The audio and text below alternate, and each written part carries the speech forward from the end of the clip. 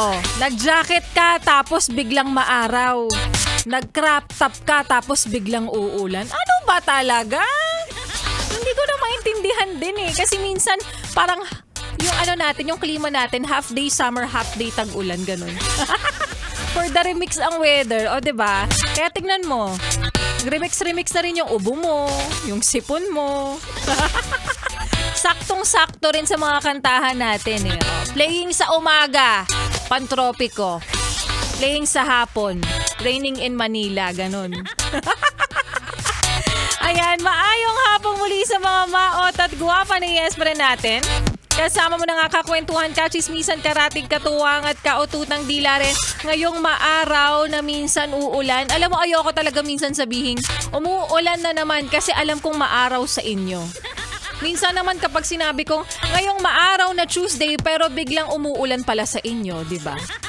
So hindi na talaga natin maintindihan eh. Hay! Ang dami mo nang iniisip, pati ba naman tong weather na to? Ngayon pong araw ng Tuesday, DJ Laika Barista na from 3 to 6 p.m. ang iyong kapiling. Dito pa rin, sa iyong paboritong istasyon, nakabonding ang 101.1, Yes! FM.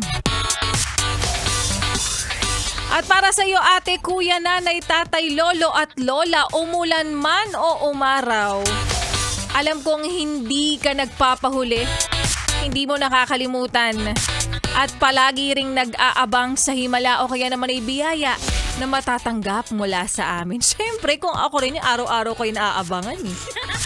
Sa madaling salita, alam ko pare-parehas tayong mukha ka rin bang pera? Halata naman eh. Kahit hindi ko pa nakikita ang iyong katauhan. Halata naman sa ipinapamalas ng iyong ugali na mukha ka talagang pera. Trot.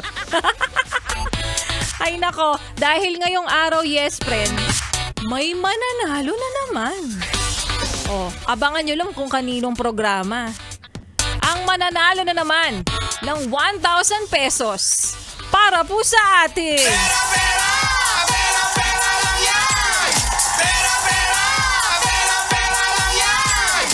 Oh, eto na nga para sa mga mag-aabang dyan.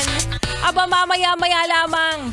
Abangan nyo po kung sinong DJ ang mamimigay na naman ng 1,000 pesos sa maswerteng yes friend natin for today's video. Kung ikaw ba ay nakapag-register na sa aming Google Form link, sa aming Facebook fan page po matatagpuan yan, Yes FM Manila. O kaya naman baka napadaan ka na rito sa aming stasyon para mag-register. Dito lang yan sa aming lobby, hanapin mo lang si Ate Daisy. Sabihin mo, magpaparegister po para sa pera-pera lang yan. At kung sakali naman hindi ka mapadaan dito, yes friend, naku, wag kang mag-alala, kami mismo ang pupunta sa inyo. Taga-saan ka ba? Diyan ka lang naman pala sa Tawi-Tawi. Wow.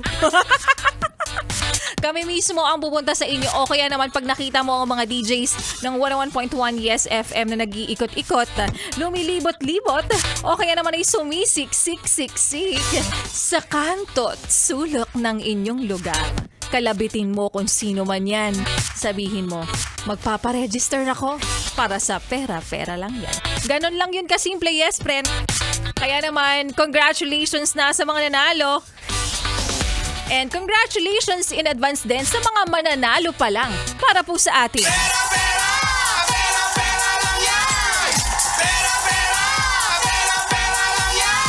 At kapalit yes friend ang aming mga ipinamimigay dito, dangal, puri, pera. Wag mo nang ilipat ang iyong stasyon. Wag mo na ring ipihit pa ang iyong talapitan sa kalaban dahil mamaya magbabalik po si Laika Barista at sa aking pagbabalik.